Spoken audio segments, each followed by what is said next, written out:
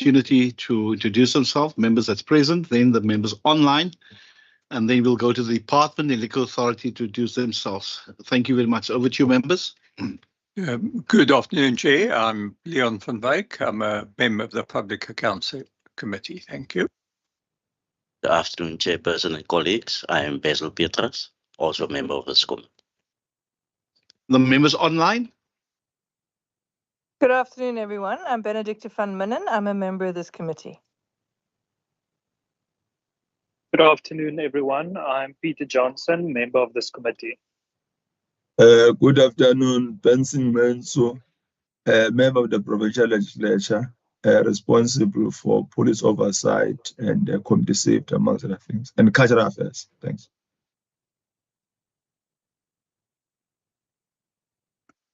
Thank you very much, members. Can I give over to the department and the legal authority to introduce yourselves? Thank you very much.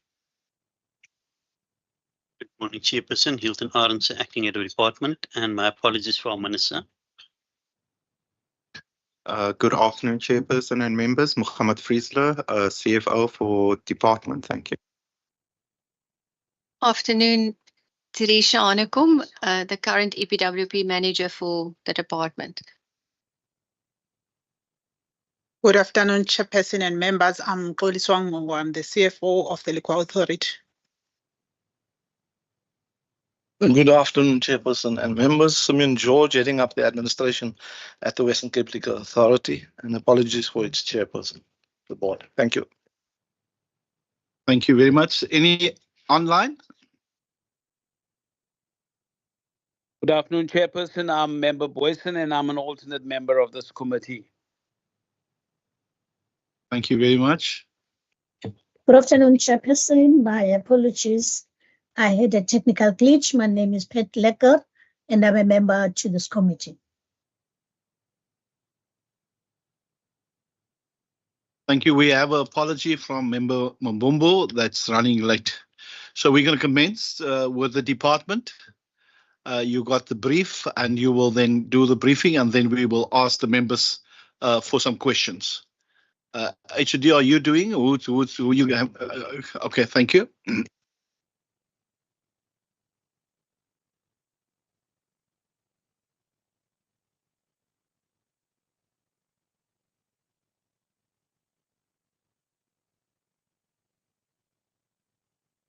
Just one moment. We did not receive the presentation until when?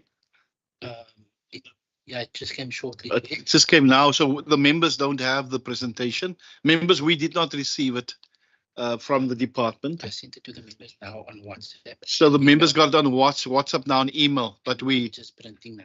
Okay. Can I just ask the reason for the late submission of your presentation? Sure, Chairperson.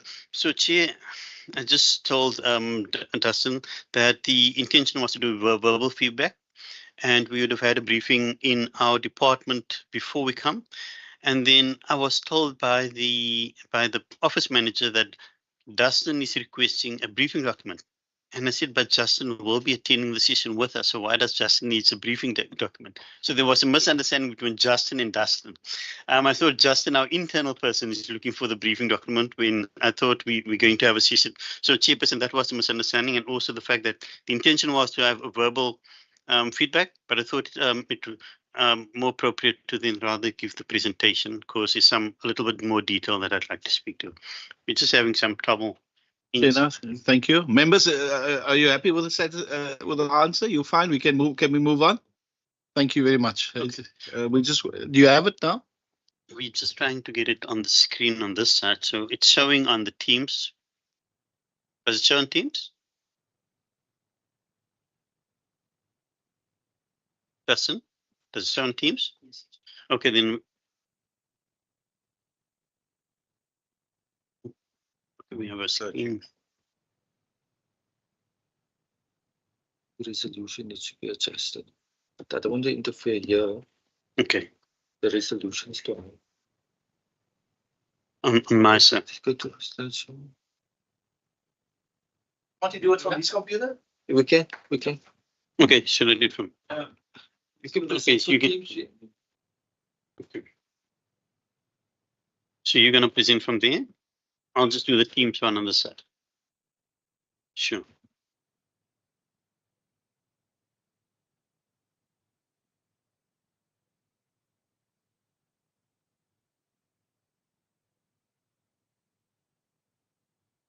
If I may start. Yes, sir. So, Chair, the request was on the indicators that we're going to use to make sure that we firstly achieve the targets of the safety plan, but then also making sure that we hold our departments and our stakeholders accountable.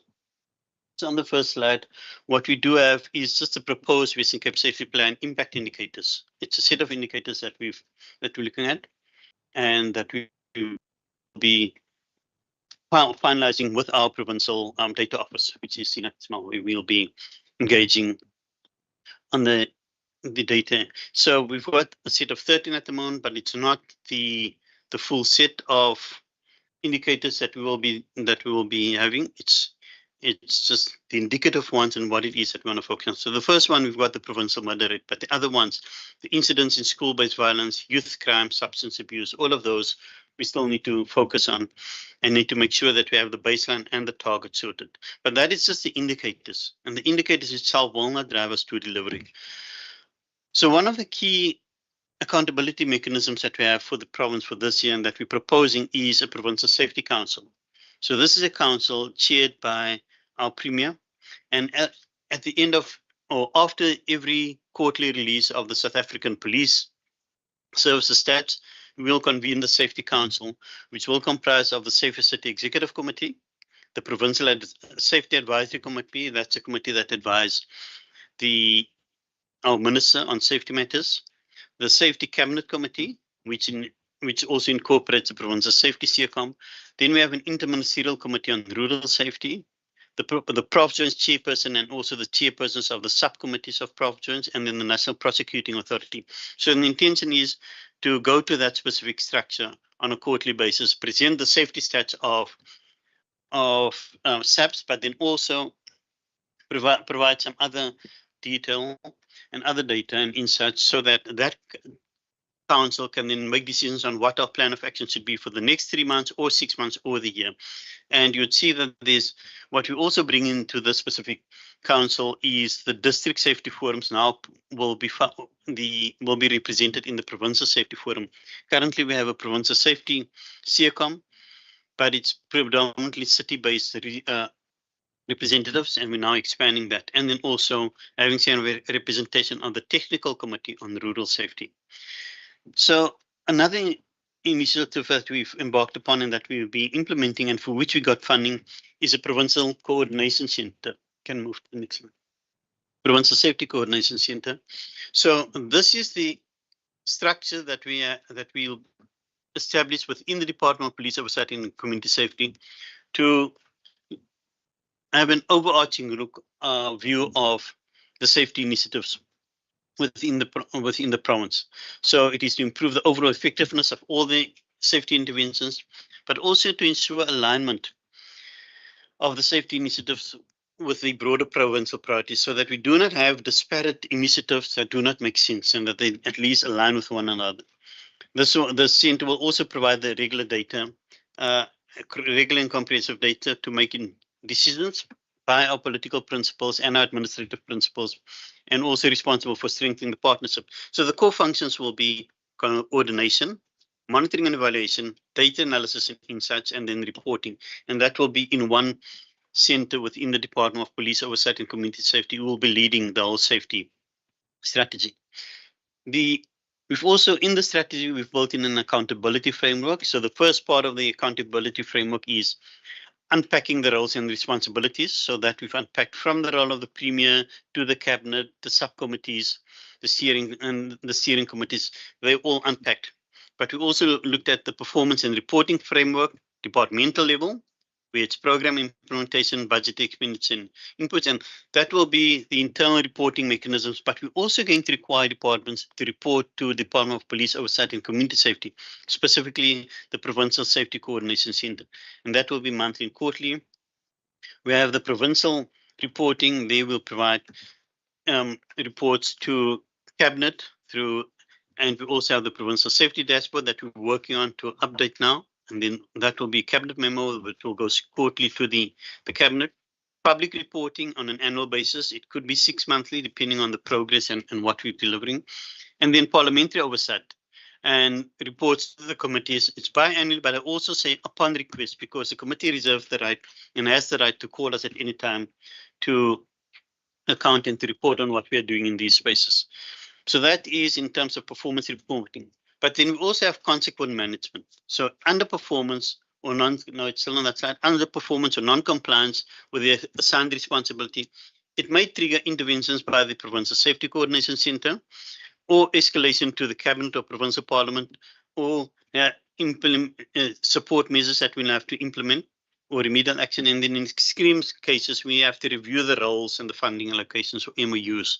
That's on the consequent management. And then we also have feedback and review mechanisms. We were looking at community feedback loops via the CPFs, and also midterm review in year 3. Because any strategy that you implement, you need to check periodically whether you're on the right track, whether it's having the desired impact. So it's about evaluating the effectiveness of the different interventions, and specifically the key ones where we do spend a lot of money on, and then the end of term evaluation. That's quite critical. So Chairperson, that speaks to the first part. Can I run through the presentation? And then, so there was also a question on the reason for expansions of the contracts. CFO, would you mind running through those? Sure, okay. Sure.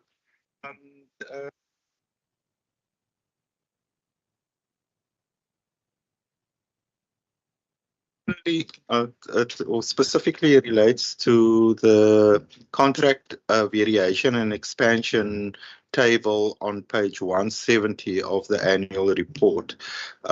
While you'll see in that table, there's 1, 2, 3, 4, 5 rows. It effectively is only 2 contracts that's been extended. The first one is our COMISA. Well, COMISA was the name of the service provider, but it was an EPWP contract that was extended, and the reason for that extension was continuous specification amendments to reduce the risk of the department for non-compliances, especially when the AG comes around to audit us. So we were looking to learn from the existing contract that we had and implement better controls in a newer contract, and that's why the specifications of the newer contract required more time within the department, and that then required us to extend the existing one. So that's the first one. Row 2 to 5 on that table all relates to security services. Now, the reason why there's 4 rows in that area is because each zone within the contract related to different areas across the province where these services were required. This was at the time a transversal contract administered by Provincial Treasury, and departments would apply then to participate on these contracts. What happened in terms of a renewed contract, or the continuity for a renewed contract in that space, was because also there were challenges, first of all, in a court, which went right up to the High Court. One of the service providers on the existing contract took Provincial Treasury to task in terms of what they deemed unfair practices in the existing contract. So that delayed the new contract's processes. But furthermore than that, also there was an advertisement that went out, and when the evaluation committee looked at it, there were still deemed risks to the province in terms of an award based on the existing specifications. So that process or that advertisement was cancelled, and then the process was rerun. And in all of that, Treasury then sent communication to the departments to give them the option of either extending the existing contract. The second option was to call off a new service provider in terms of the existing contract. And the third option was to do an emergency procurement process within the department using own procurement procedures. This department decided to use the second option of then extending the existing contract. The service provider accepted under same terms and conditions, so we concluded the extensions with those service providers. Next slide, please. So variations and expansions of contracts is allowed within Treasury regulations, and it's embodied in our own accounting officer system and delegations as well. And what needs to happen is that the accounting officer must approve the extension or expansion. In terms of 16.12.2, then, if it's greater, because we don't deal with construction contracts, and it's really just goods and services, 15% of the regional value, up to a maximum of 15 million, can be extended or expanded. But once it goes over that, it doesn't. There's just additional compliances that needs to be followed, and in that, the compliances is really that Treasury and the Auditor General be informed of such an approval where it's in excess of the 15% or 15 million, that they be informed within 10 days of that approval. Thank you. Thanks. Actually, and just the last slide that we need to cover the underspending on the EPWP program. So we have experienced a high turnover of participants. So we have participants that left the program that were not necessarily replaced immediately. And that's due to the attrition rate of between 20 to 40 participants per month due to the low stipend rate. But that's a product of a trade-off between the number of participants that we needed to accommodate and the budget availability, and then also better EPWP opportunities for those participants. And then also the external fees for we've heard about the contract that we just spoke about now, about the commission contract. But for a period of 6 months, we did not have an external service provider to manage the EPWP program, the payment of the salaries. So that created its own challenges in our case with massive administrative burden. Our own team then needed to process up to 1,000 payments per month. And then we have now outsourced that services to Nixie SAB&T, who's managing the payments. So, Chair, that is just briefly the underspending on the EPWP. And that's the end of our presentation, Chair. Thank you very much. Members, welcome, Member Mbombo. We received your apology that you are running late, so we did welcome. Members, is there any questions on the presentation given by the department? Are you fine? Petrus? Yes. Thank you, Chairperson, and thank you for the presentation. On that last page for the underspending, what is the rates of the EPWP workers? Before you answer, let me just get the other question from the other members, and then you can answer. Is that it, Member Petrus? You'll look at the next thing, and then I'll just give the members. I'll come back to you, Member Petrus. Member van Minen?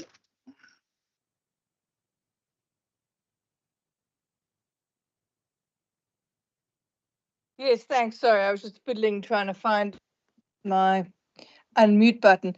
I've got some questions on the impact indicators, but it was indicated that these are not yet complete. I just want to know, I mean, if I look at them, some of them are going to be extremely difficult to measure. For example, reduction in GBV prevalence and severity. Severity is going to be very difficult to measure unless you're measuring per crime category. economic activity in high crime zones. A lot of these, but also some of them are going to be, well, heavily dependent on police reporting. So, for example, reduction in alcohol-related vehicle accidents.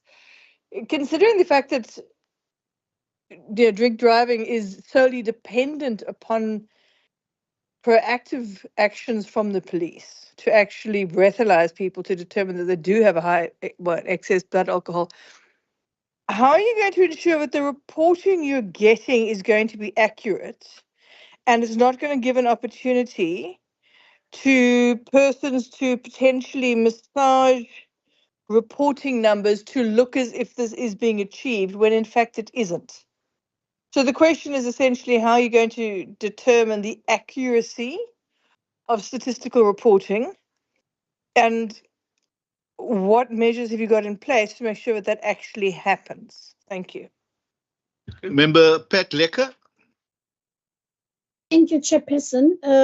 On the, I'm not sure which slide is this, but the one that talks to the underspending on the EPWP, Chair.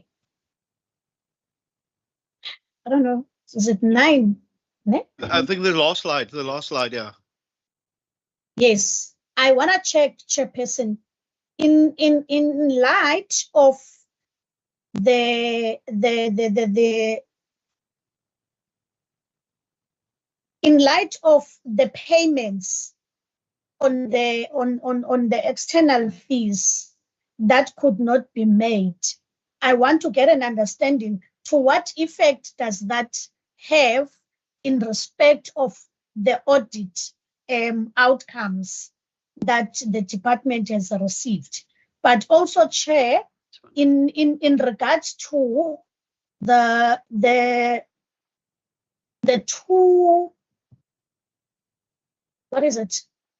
The two companies or the one company that took the department to task, can we as the committee be given information as to what has been the outcome of such, Chair?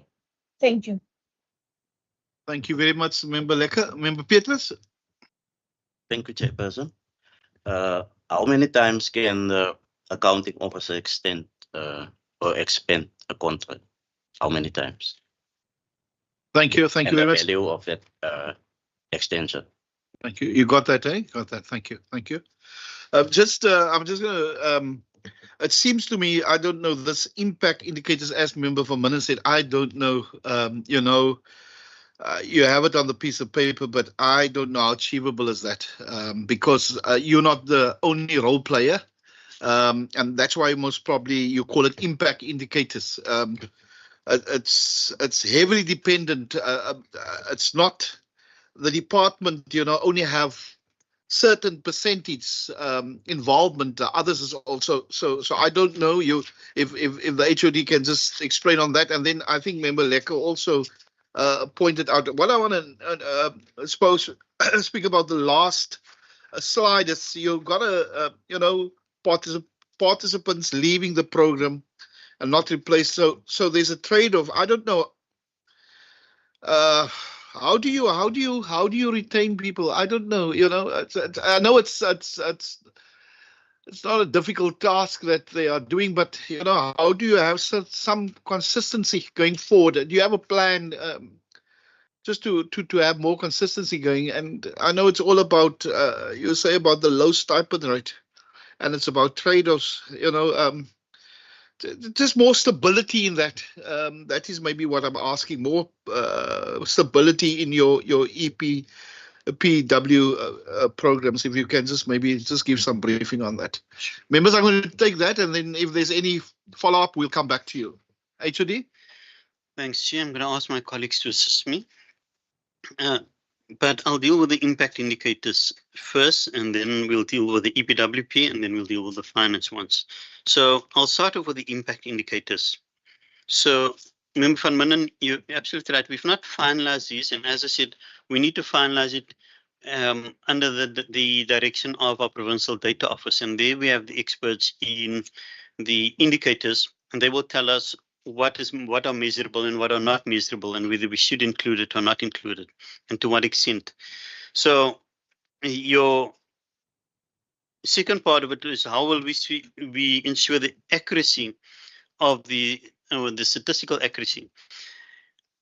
What we intend doing is to look at what measures are already available in the external space.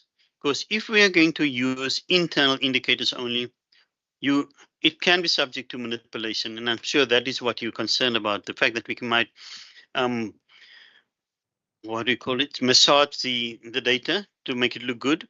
But ideally, your impact indicators should rely on external indexes that will give you that information. Some will be internal, but we will mostly get those from external. So as it relates to the alcohol-related vehicle accidents, that's generally our traffic police that collect those data, and that needs to be recorded. So just for an example, but we also have the information on HECTIS, which is the health information system. We look at the trauma cases and the cases that came to the health environment due to people being in accidents and alcohol-related accidents and injuries that we receive there. So we're still really thinking about how these indicators should be crafted so that we can use a good set of external indicators that validates our internal reporting on the indicators.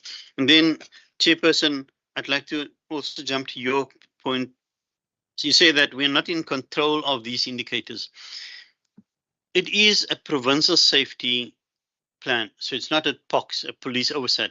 So there's other departments that also have a responsibility towards delivering on this. So it's not just POX only, and that's why some of these will be wider than just Department of Police Oversight and Community Safety. It will be Department of Economic Development and Tourism, the Western Cape Education Department, the Traffic Department, Department of Agriculture. All of them play a role in delivering on the specific plan.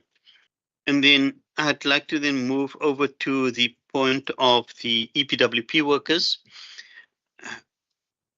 So before we get to the rates, Chairperson, you asked, how do we retain EPWP workers? And I even want to counter that and ask, should we retain EPWP workers? Or should we not make sure that we onboard EPWP workers, we skill them, we upskill them, give them opportunities in order for them to be more marketable for the formal employment rate? In this case, our response was that they leave for course of the low stipend rate and also for the for other EPWP opportunities. But I do think it is a developmental program and not intended to be permanent employment. And the idea is that they do come in, get upskilled, and then move to better opportunities. And that is the essence of the program, so that there can be a continuous influx of new people. However, your point is taken.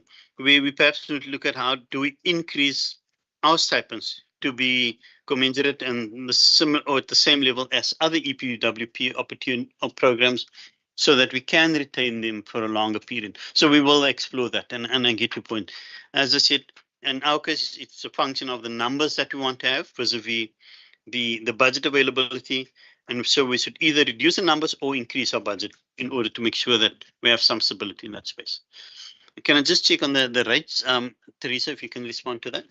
So we receive an annual directive from the Minister of Labour, and that rate for that year was 125 Rand per hour per person. I'm sorry, per day per person.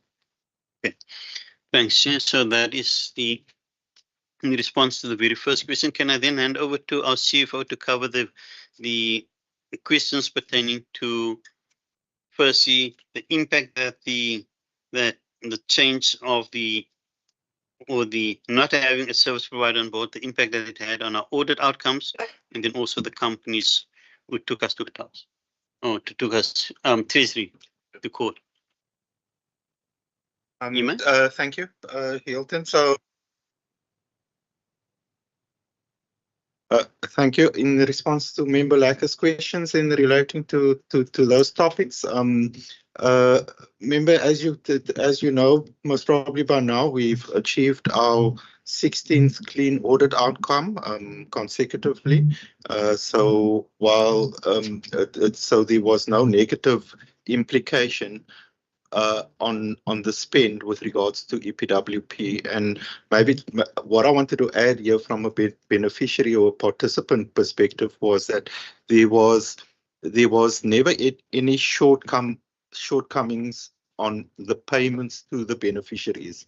It was, as mentioned earlier, the attrition rate that reduced the numbers that contributed towards the saving, but also the fact that it was done in-house, saving on a management fee that usually goes hand in hand with the contractual obligation of an outside service provider. So the combination of those two factors then resulted in a negligible saving on the EPWP budget overall within the department.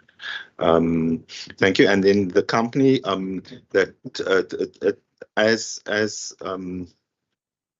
actually mentioned, it was a transversal contract managed by Provincial Treasury. So the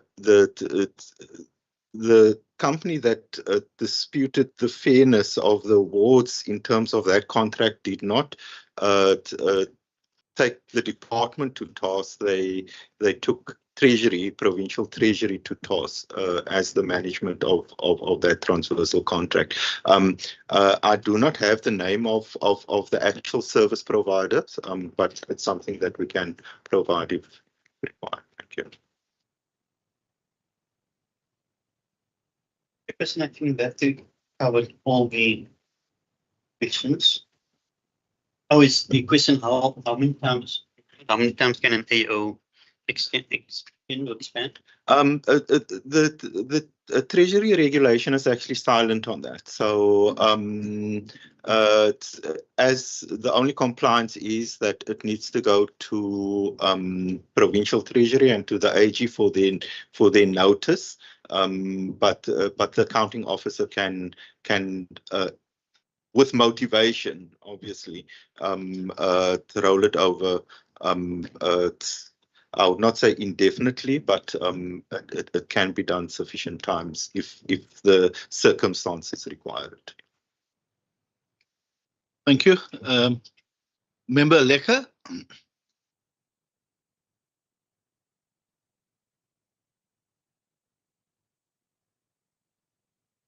I'm okay, Chairperson.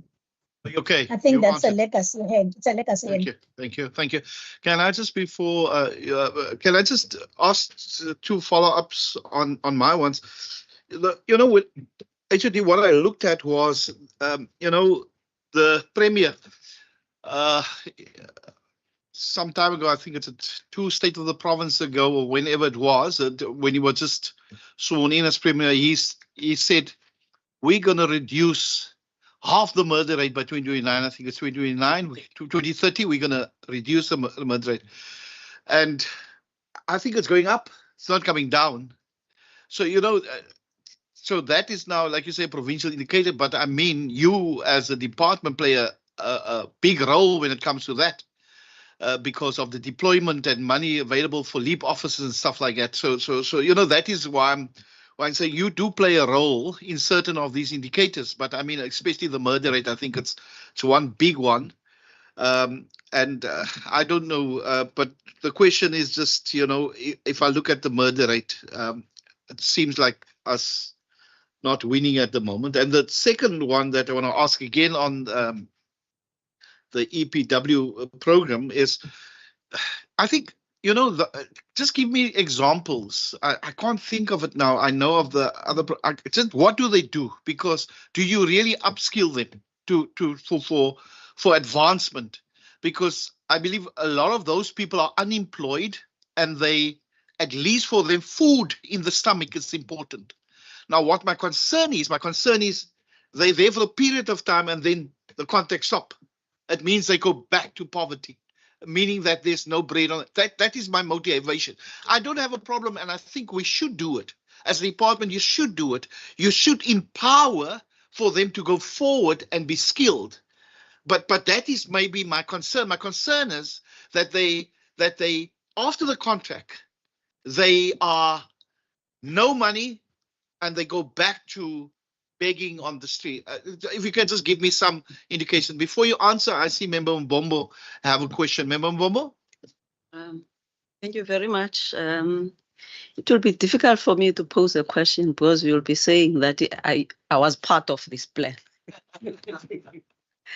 So, but anyhow, I think I should say something. It may not be a question, but a reflection. Out there, if you look in terms of the Western Cape, specifically Cape Town, we all know about having the best economy and the high employment rate. Generally, it is there.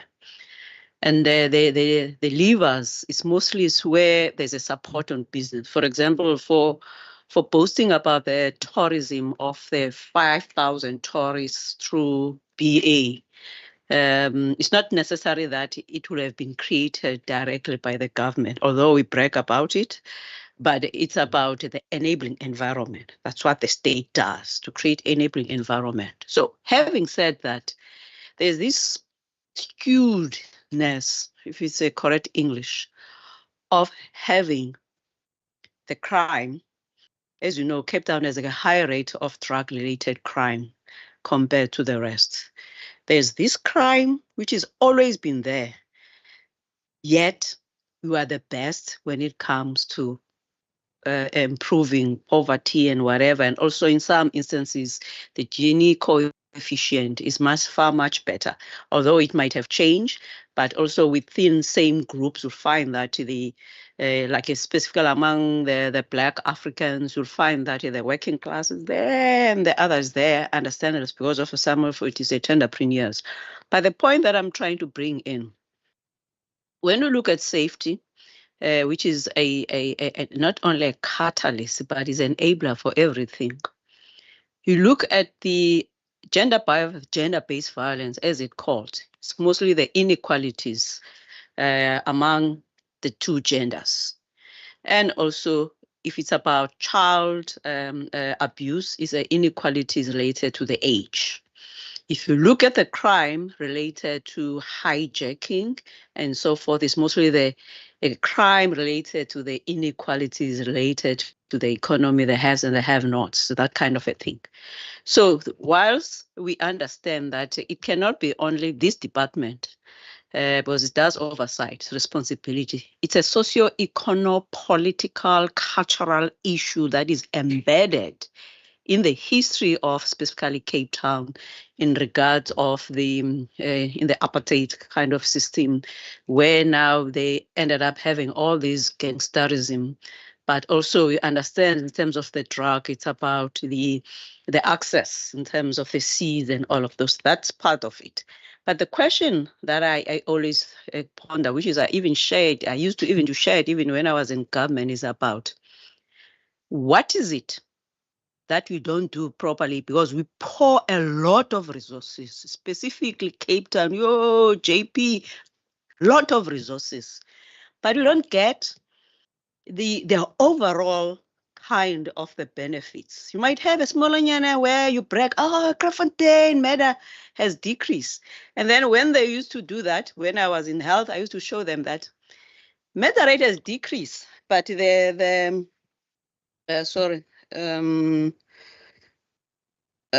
come back to you, Speaker. I'm okay, sorry, let me switch it off. Where do I switch it off? Sorry, Chair.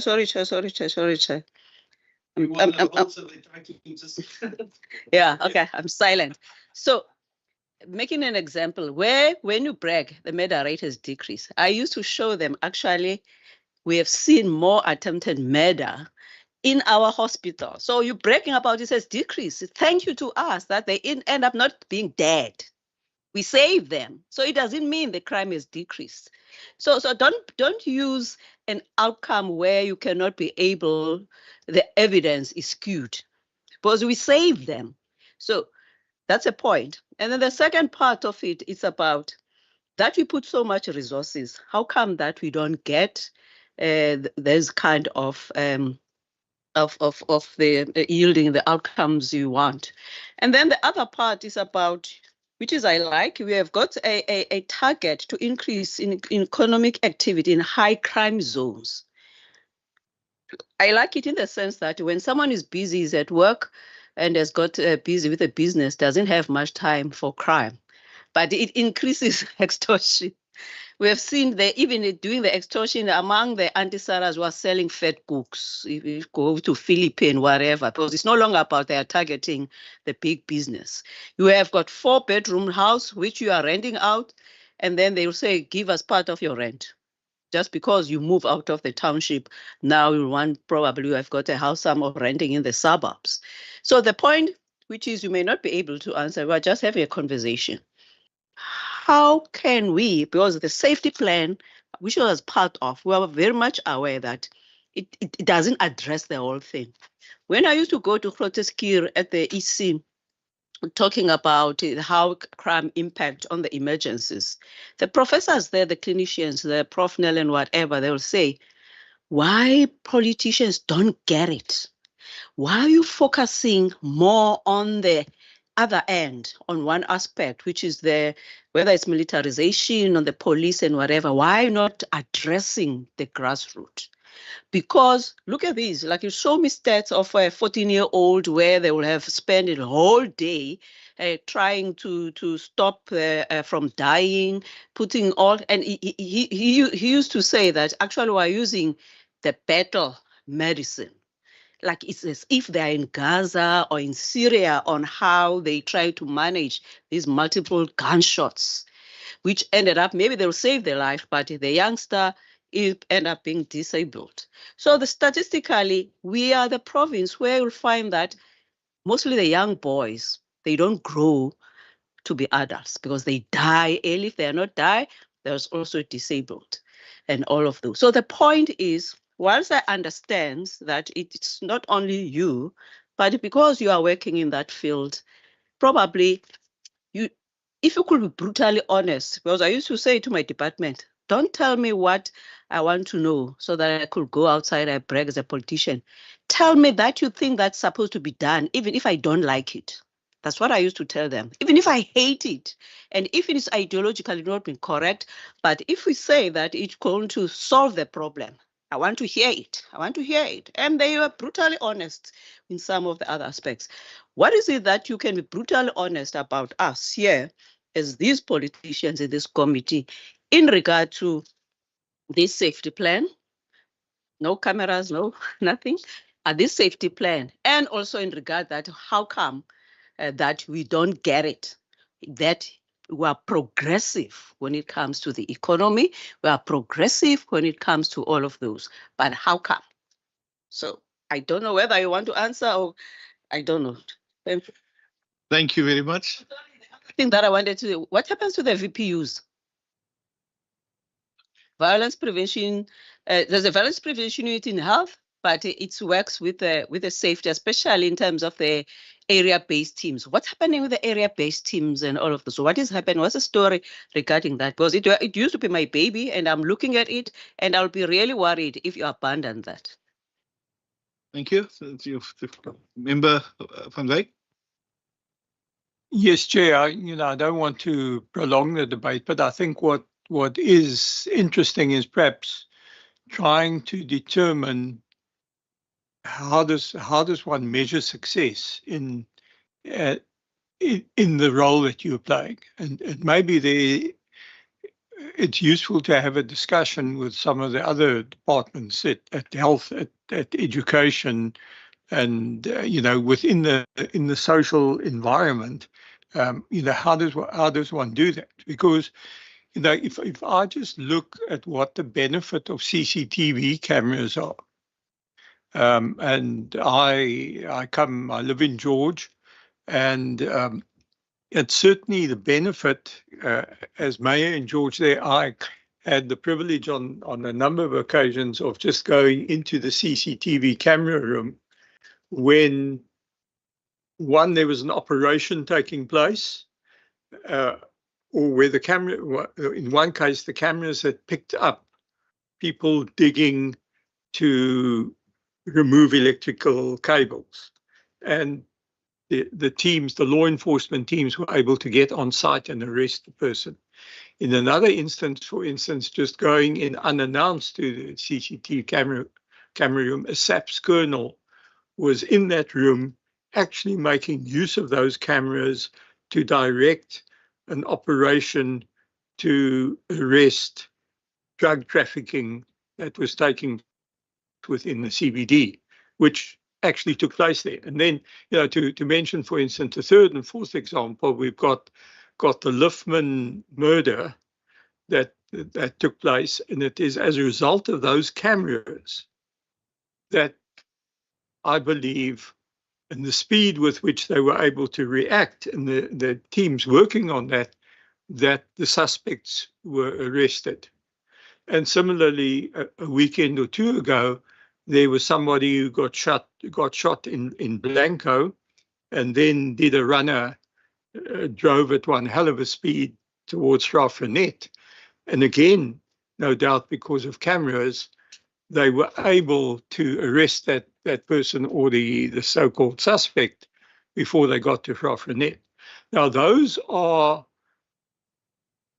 they are benefits, and maybe they're only small benefits, but the message ultimately that goes out in terms of the overall policing that is being effective, and how do you value that? And it's very difficult to value it in terms of statistics, because it almost becomes a psychological effect.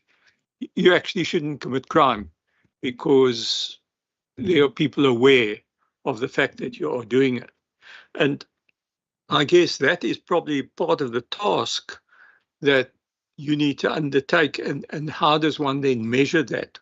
What is that ultimate benefit to the economy, benefit to society, on how do you create a more conducive environment then for people to live a lot more safely and live a lot more confidently, that they are protected.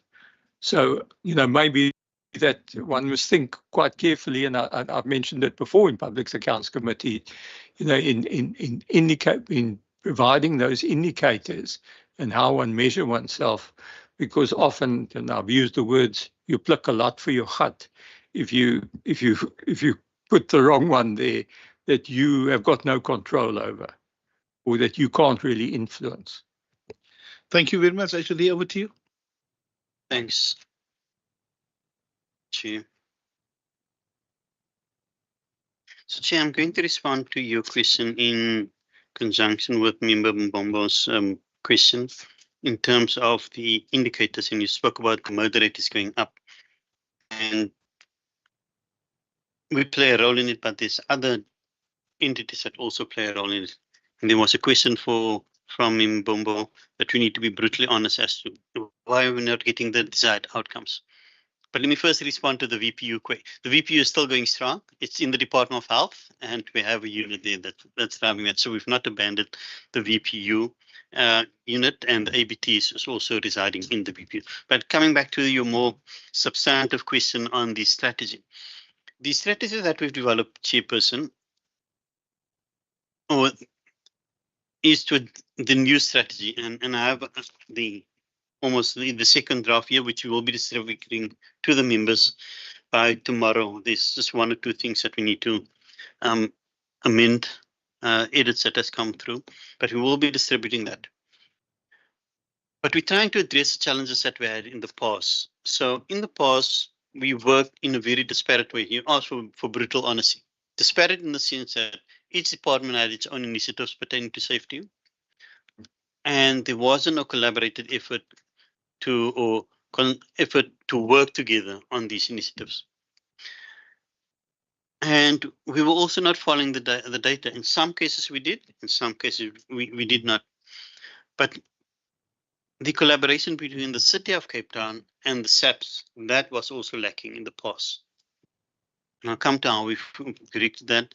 And my last one, and the point that I can point to was no overarching or consolidated monitoring and evaluation of the initiatives. So money was put into these initiatives, as you said, but we didn't get the impact.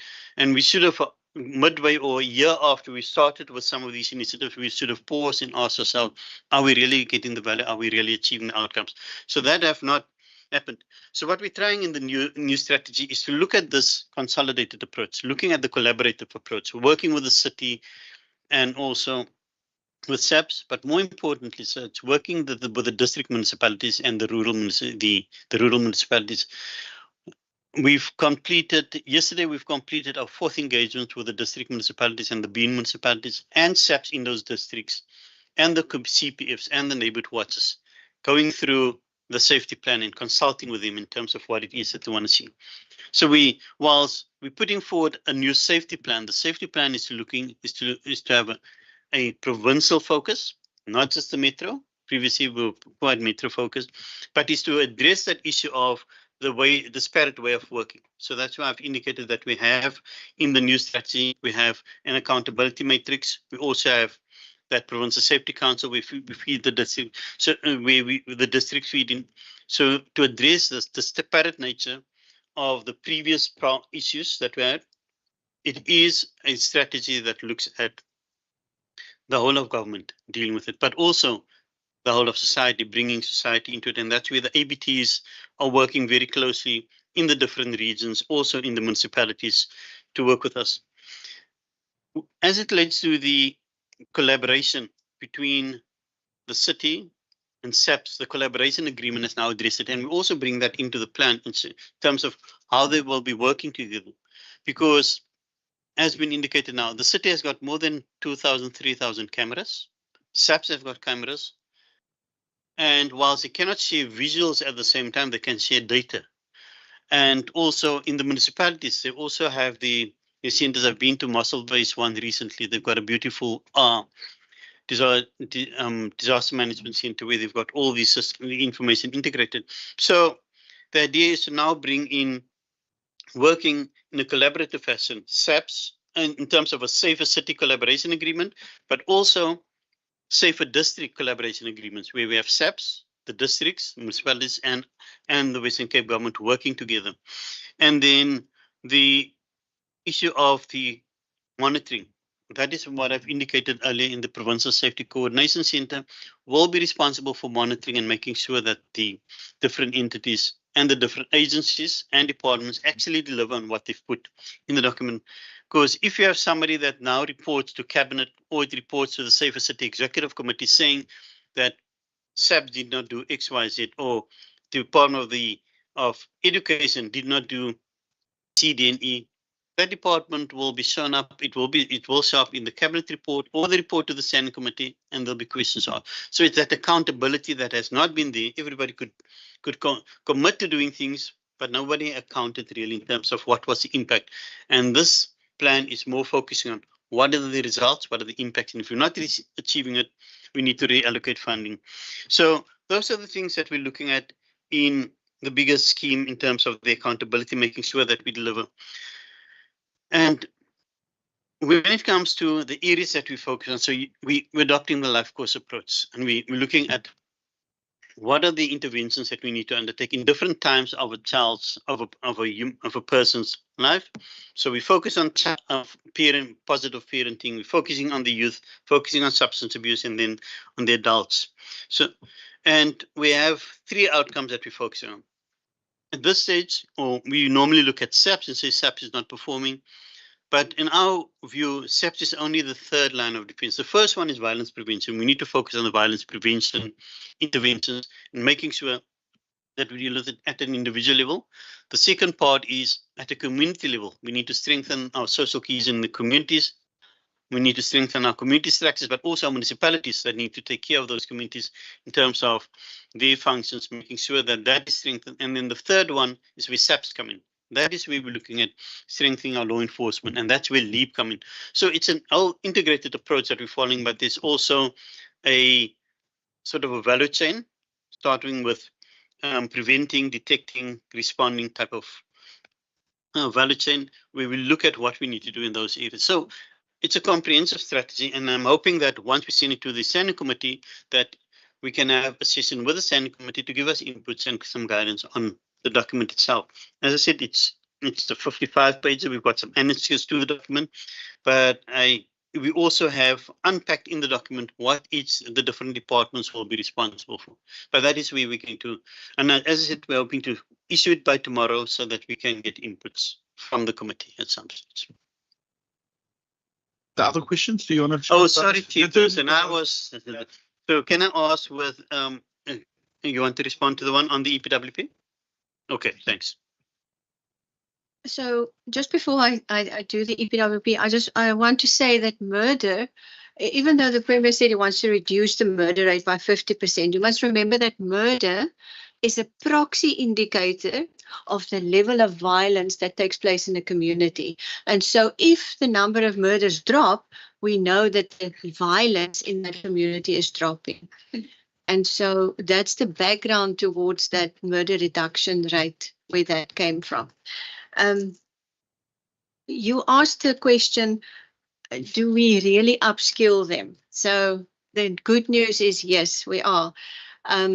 Of the 690 chrysalis students that we take in at chrysalis, they undergo a 3-month training. And Mr. Christians, if you've never been, you must come to one of those graduation sessions. Those children are taken from very broken families, and they are transformed in 3 months, and they are then placed on a 12-month contract on EPWP. Now, in that 3 months, they are trained not only in accredited training, a 1 month accredited, the other 2 months is about dealing with you as a person, your values, it's like a holistic training that takes place. And I can say to you, we have several success stories. The biggest one that is in my heart is the one where we took this child from Saldanha Bay municipality. He was placed there, but he's from Saldanha Bay as a student, and today he's the head of security, safety and security in that municipality. All the traffic, all the law enforcement, all the security guards reports to him. That is the kind of products that we're looking towards. But when you want to know, we have 6 of the 7 courses that is offered is accredited at Chrysalis. And those are catering or hospitality, security officer, office admin, and child and youth care and sport coaching and so forth. And then we now try to match them to a placement institution. So if a child says, I like to make food, we place them at the Department of Health in the kitchen where they can help make food for the patients. If they say, I like office admin, we place them at SAPS. And we have plenty of students that has been accepted into the South African Police Service. As a result, they help the detectives. You will not believe what those children do. And then we have others that say, I like to be in security. Then the municipalities are utilizing them for egress and access control, like that. So we try to place them to their dream. Some are placed as firefighters and some as auxiliary law enforcement officers. Then we have a second thing where we, in conjunction with the municipalities, let them recruit youth from their own area. We give them accredited peace officer training and then also put them on a 12-month contract, and they are often also taken up by the municipalities in full law enforcement peace officer capacities. So that is in terms of upskilling them. We are now in the process of really trying to track what is the impact, or like you say, after that 12-month contract, what then? So what we are trying to get into place, and what we see is already happening at some municipalities, they give them then a second 12-month contract, because before you can be appointed, you have to be 2 years on a contract at a municipality. And so they pay better stipends. So in terms of career pathing, that's a step up for them. And then obviously there's those that are immediately getting permanency.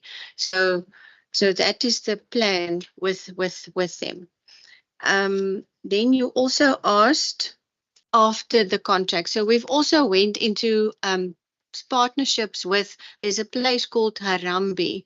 I'm not sure if you heard about them, but all the youth is registered on that platform, and all the businesses is also registered on that platform. So in December, we placed 20 of our youth at the waterfront, and they were trained, driver's licenses training, and then they had to cart visitors to the waterfront from the one space to the other, especially the elderly that can't walk so far.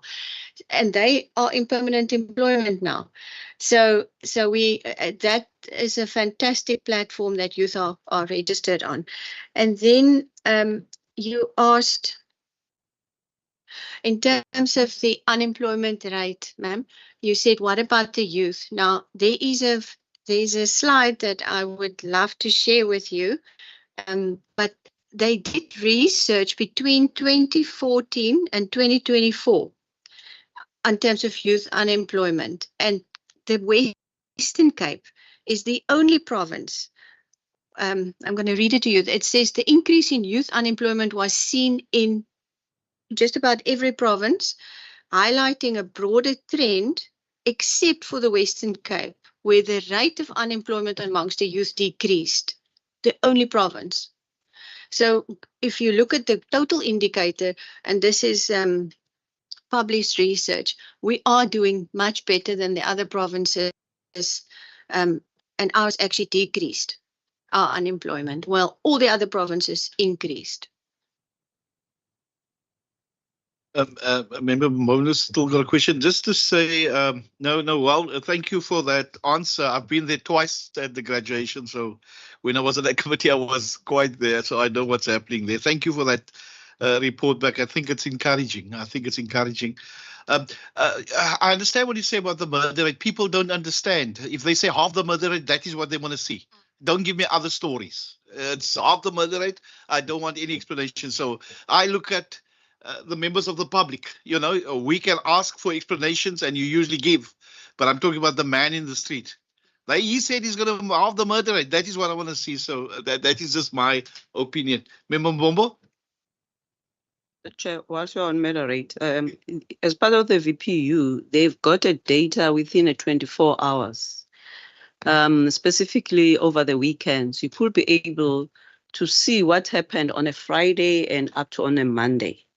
Because if you walk on the street and then you get assaulted, you don't jump and go and report to the police. You fix your whatever where they've to the EC, and then once they stitch you, anyway, I didn't see that person. You go home. So that's why with the VPU from health is accurate, because it happens immediately. Whereas the police, whatever stats, it's about is when they look at it throughout. In addition, it's not only about that, but also about the forensic, the mortuary. So you'll be able to get the cause of death, which now when they release theirs, that cause of death will probably not be featured in their stats. But for us who have seen that whilst it was about has had a whatever stomach ache, but there was a bullet that killed that person as part of it. So it's other parts. And also in terms of the times, when is this happening? Because at the time, the early Sunday morning, I don't know what people are doing at 4 a.m. in the Sunday. Early Sunday morning and all of those, including women who are pregnant who get assaulted. 2 a.m. So who assaults those? It means it's happening within the families. So whilst, as I always say, whilst the law enforcement can do as much, but nobody will be going knocking on the 2 a.m. in someone's house just to check whether Auntie Sarah is being beaten or not. Okay, so it's beaten or not. But the point that I'm trying to highlight is about whilst the murder rate, it is, but we need to go deeper around that and make use of that data that comes from the health, because they get it immediately. Plus, also, when I was asking about the socio-econo-political, because the APT is the area-based team, I'm thinking now of Member Van Wyk, might not be familiar with all these languages in the parliament. So it's area-based team where they use the areas around the precincts of the police station, but they bring everyone under the same roof, whether it's a civil society, it's a health, it's social, it's a whatever, so that to avoid to working in silos. So they tackle from the first 1,000 days when the child is born, because first 2 years, if you have been born in a violent community or family, it's likely that you'll be able to be exposed or even a perpetrator yourself, plus also the issue of the neurological development. But back to what we're saying about the also in terms of the of the youth unemployment. Remember, Western Cape does have a youth bulge. And those who are supposed to be at school compared to the stats, if you look at the recent stats, to the stats, there are many of those teenagers who are not at school. Who are the needs? They are not at school, they're not in education, they are not anywhere. Plus also the youth that you see, most of them are the ones who have come into our 4 universities, but they're not necessarily will have been from the Western Cape, but because of the in terms of the environment, they ended up staying. So that part of having many under 19 are not at school. Yes, we cry about the school enrollment, whatever, but if you look in terms of the population, what is happening with the 12-year-olds that are not at school, but they will have been seen? What is, because these are the ones who are being introduced to in terms of being the runners for drug lords and whatever, but you can't account them anywhere.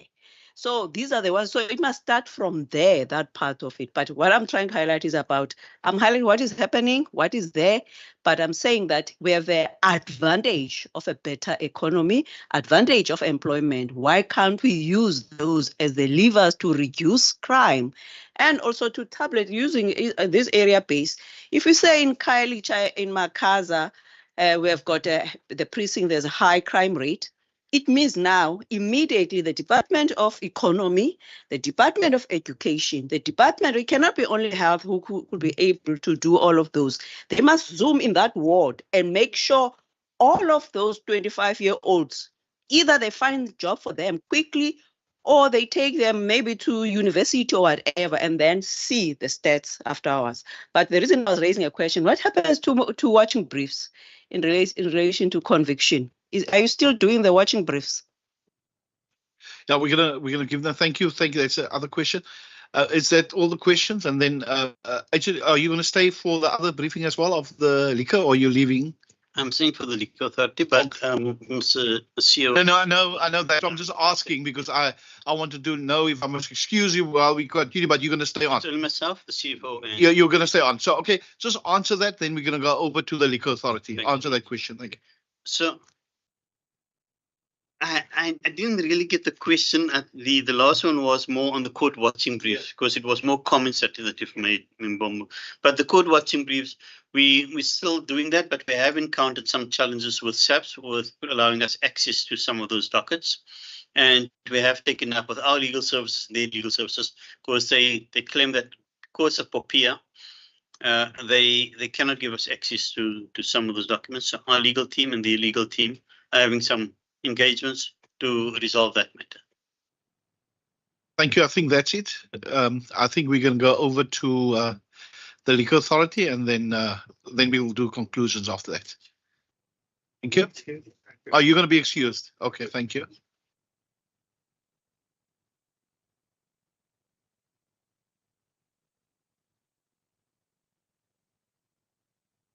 Yeah. So I'm going to give Mr. George opportunity, and then we're just going to have a 5-minute break to have some coffee and stuff, and then we'll come back to do the remainder. Over to you, Mr. George. Chairperson, thank you. Yeah, thank you. And that one also. Oh, sorry.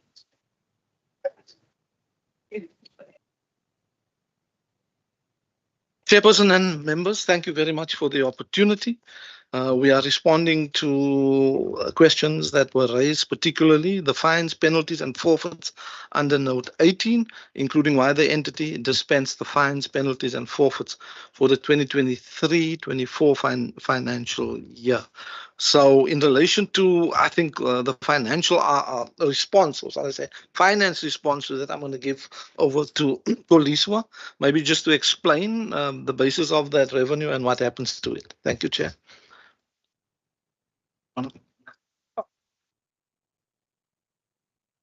Thank you, Chair. In terms of the fines, penalties, as disclosed in note 14 of the financial statements, firstly, the legislative basis of raising the fines is that the fines are issued by in terms of Section 20 and Section 82 of the Western Cape Liquor Act, mainly by the Liquor Licensing Tribunal for contravention of the provisions of the Act by the license holders. And we also have penalties also imposed based on the Section 62 and 63 of the Act, mainly for the payment of licenses or renewal of licenses after the prescribed date, which is the 31st of December.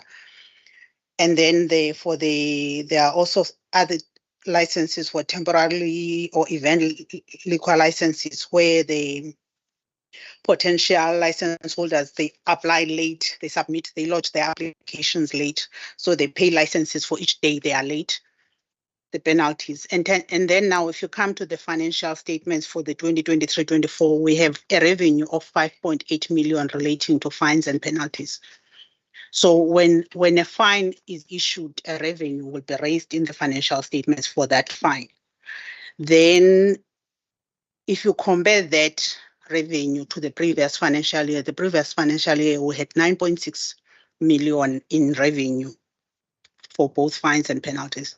So last year we had quite a significant drop of 39% if you compare year on year.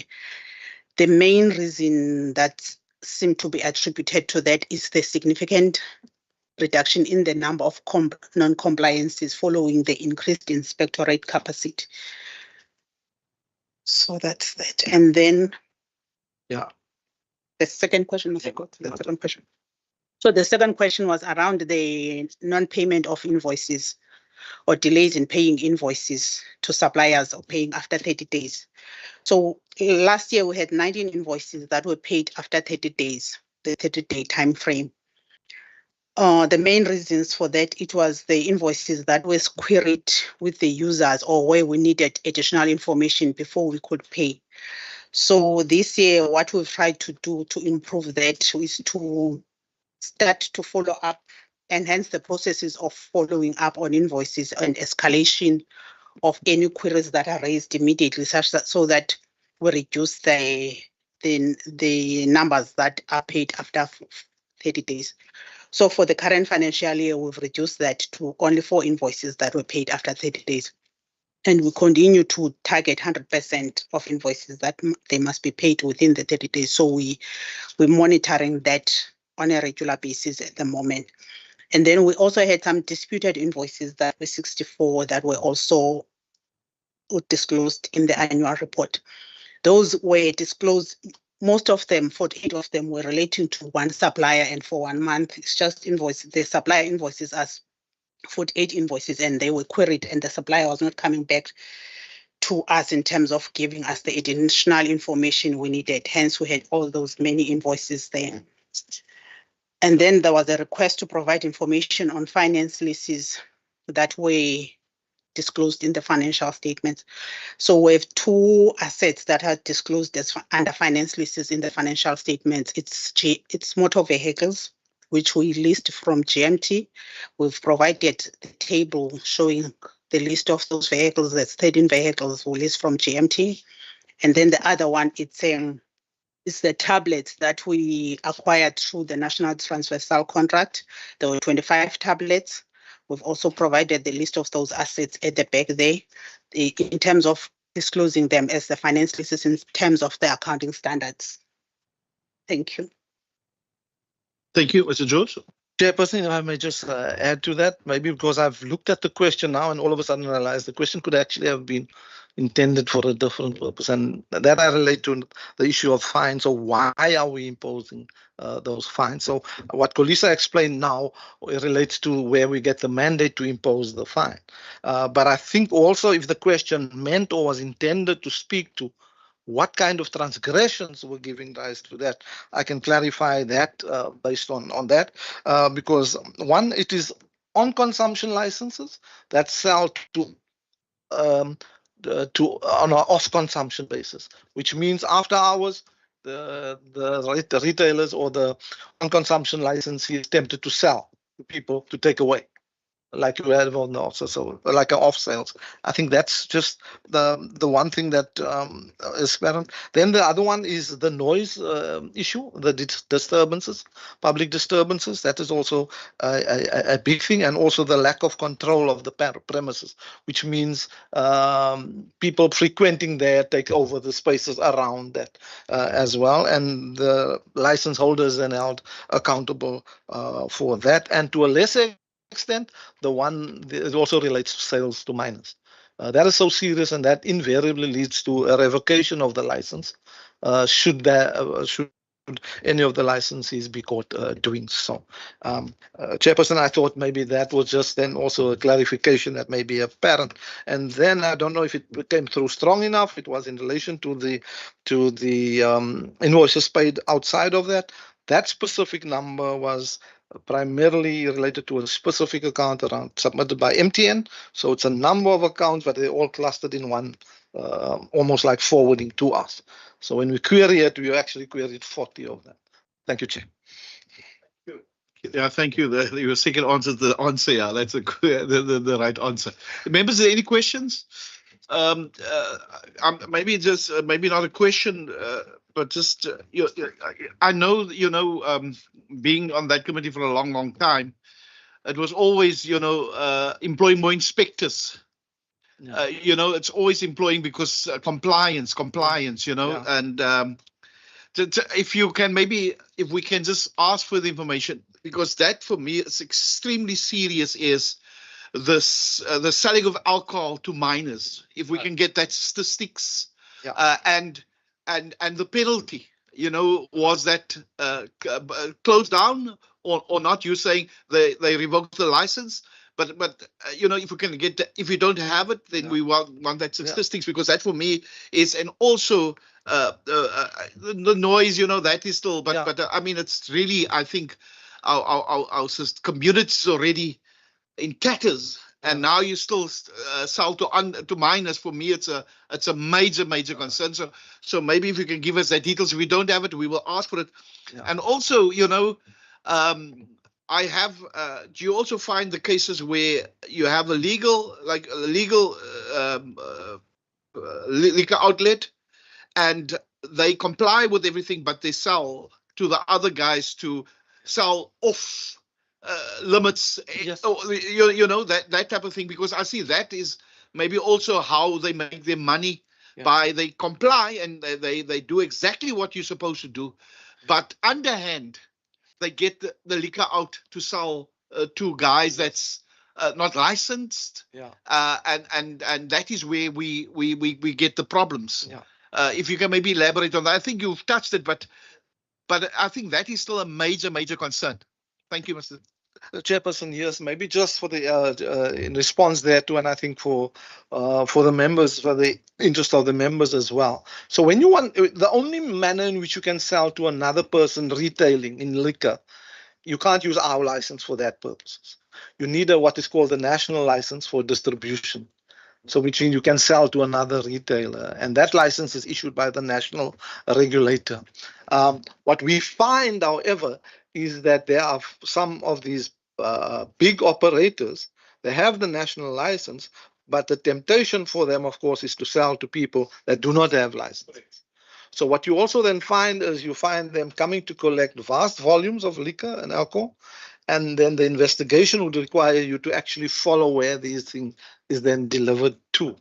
What the advantage we have now is that we're trying to, what we realized, I should say, is that we're trying to change the skill set that is required of our inspectors.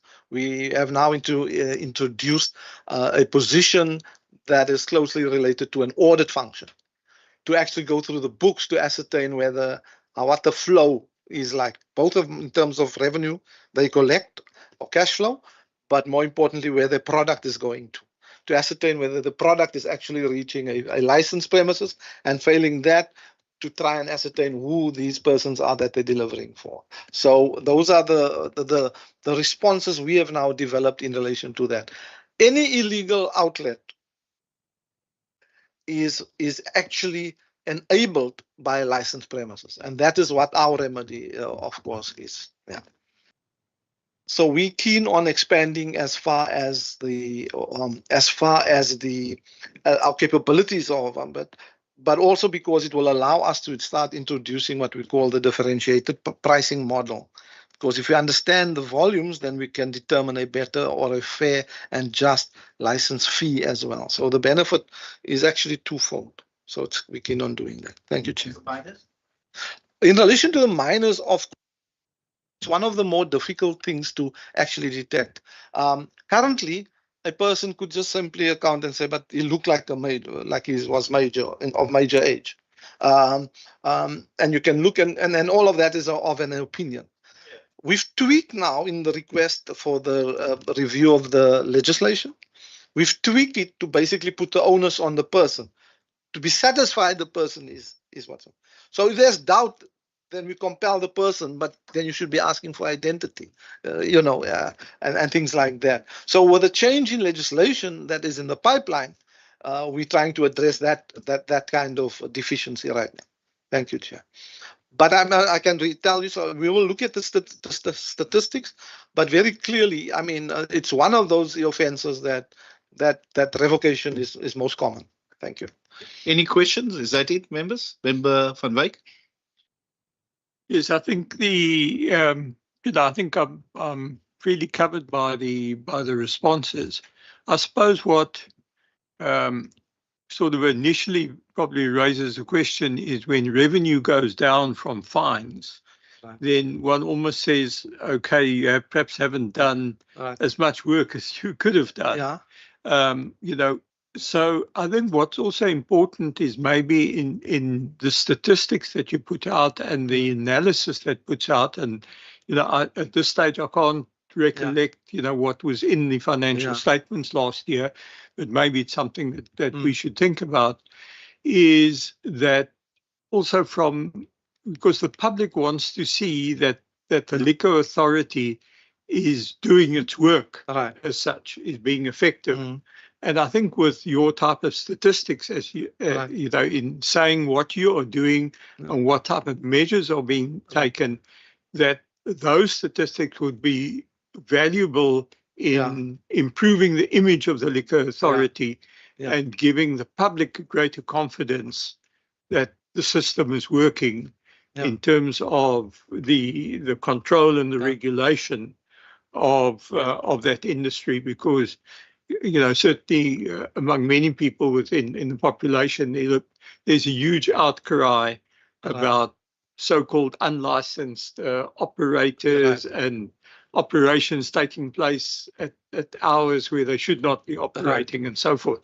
So I think it is useful there in terms of providing that level of analysis. Can I just say before you answer, I just want to ask this question. I've posed this question some time back, but just to ask you this question, is there at least a cooperation between the municipality and yourselves? Because, sometimes I don't think there was proper cooperation where they award liquor licenses and it's, in close proximity of a school or a church or whatever the case may be. And municipalities then asking for, they apply the municipalities to the liquor, the bottle stores for their outlets to be open, extended hours and stuff like that, and my argument was always, the impact it have on the Monday people not going to work, the economic impact of work hours lost. Is there that cooperation between yourselves and the municipalities much better? Because a few years ago, I can remember it was not very good. Thank you. Member Vivek? Yes, if I can perhaps just tag on to what you've mentioned there. I know a number of years ago, there was the whole issue of municipalities, in a sense, facilitating what became a forum of liquor dealers, of in a municipality, and Swartland, I think, was one example. I remember a presentation that was done to a Salgo meeting, and where that forum, in other words, all the liquor industry then got together, and it then became a forum where they agreed to comply with legislation and encourage that type of operation, so that the sector as such works together to make sure that one stays within legislation. And I think that also helps if one can foster and facilitate and encourage something like that. It certainly helps the type of issues that the chair's raised on, where certain operators operate outside the hours, and that form of self-discipline as such. George? Chairperson, thank you very much. And I think I take a lot away from the question simply because they compel me now to respond very honestly and truthfully to some of the issues that may not have been so obvious. So the first thing I'd like to respond to Mr. Member van Merwe, and I take my cue now from Dr. Mbambo, who said we must be open. So, so it relates to, I think, an understanding. So we had an indicator, member and chairperson, that required us to visit each and every premises, licensed premises. And the rationale for that indicator was essentially to ensure that we could apply what was then called the Section 64. Now, the Section 64 is basically you decide on premises that you subject to a non-automatic renewal, which means it's almost like a tool or vehicle you use to compel compliance, and maybe to revisit the granting of the license initially made. Okay, so we have a vessel, but in order to ensure that we could introduce it, we had to inspect all premises. Okay, now that having been said, when you inspect a premise just simply because you have to go to it and you have that as a target, then mentally you're making a shift in terms of why you're going to a premises. You want to cover that premises as a number, not as the crisis or for your community. And I think we paid the price for that. And I'm admitting that that could very well possibly have been contributed to this. Yes, the leap, or shall I say the ABT areas and the 4 visits to each area, that did have an impact in those areas. But those areas were, I think, 16 in number at that given point in time. They got 4 visits a year. For each area, when now normally it would be 1 visit a year. So that having been said, so you didn't, and for those areas you can claim there's a reduction as far as that is concerned. Going to the other areas, however, it was being visited with the purpose of getting the visit done, and that is a target. Now with your declining or constraints as far as resources are concerned, you have to become more intelligent, and all of a sudden, what must drive your operations must then be the need for operation in that area. So now you have to develop a risk matrix for it, which was one of the challenges we now responded with. So our new indicator now speaks to an analysis of the area in a way that you understand the challenges for that area. So if you're thinking of like for an area such as George, right? So George may have a number of issues, but if I dive into George, then my area is actually one particular area. And if I spend my resources there, I'm going to make a hell of an impact to George as a totality. You know, so now my concentration must be there, but I must have a mechanism to ensure that that identification has a scientific basis for it. And that's why our situational analysis is becoming critical for each and every municipal area. That then now leads me to the other challenge and the question that you have correctly posed, that is an ongoing one. The one around hours. There are 2 levers of control, I believe, or levers of regulation that the authority has. It's access and availability to liquor. You can buy liquor as to your heart's content as an individual. The hours to trade are there, the normal business hours. However, we now understand that the challenge around that is it is a habit-forming substance, and it's one that it reduces you to basically an imbecile if you're unable to control your consumption. So that having been said, your challenges around that extend to the hours. So if you understand that, how can you make the extension of hours a decision by somebody else, not tasked with regulation? And I think that's a challenge we have from an intergovernmental perspective we have to address. Now, that's commonly understood. So likewise, for instance, if you look at George now, Member van Wyk, I'm a little gonna, because I've been there and that has been one of my biggest concerns.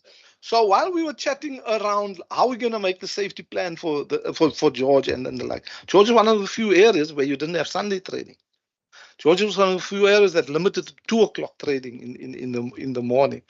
So I'll be very curious to see how that change in policy, so to speak, is going to impact on the figures. And I think that's going to be a useful exercise. But the thing actually of it is, George doesn't provide the services to service the consequences of that decision. Where are they 2 o'clock at night? They don't have a policing service. You know, they don't have an emergency service, or health services. That all impacts on other third parties and responders. And I mean, there's one thing around a responder. You don't have to convince them about the role of liquor or alcohol in trauma. No ways. They're the first one that knows that if they pick up somebody Friday to Monday morning, alcohol is on. So the point, coming back to your point, that certainly there's much more to be done. And I make this very apparent whenever we engage them. It's much better. And I think the situational analysis, the methodology that we're applying, is now bringing us closer. You see. Thank you, Chair.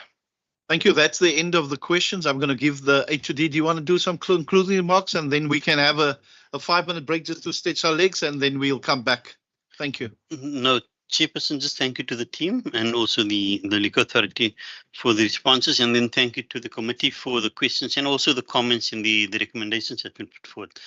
Thank you. Thank you very much. We're going to take a break, members, for 5 or so minutes, and then we'll come back. Thank you, HOD, and thank you, Mr. George, and thank you very much.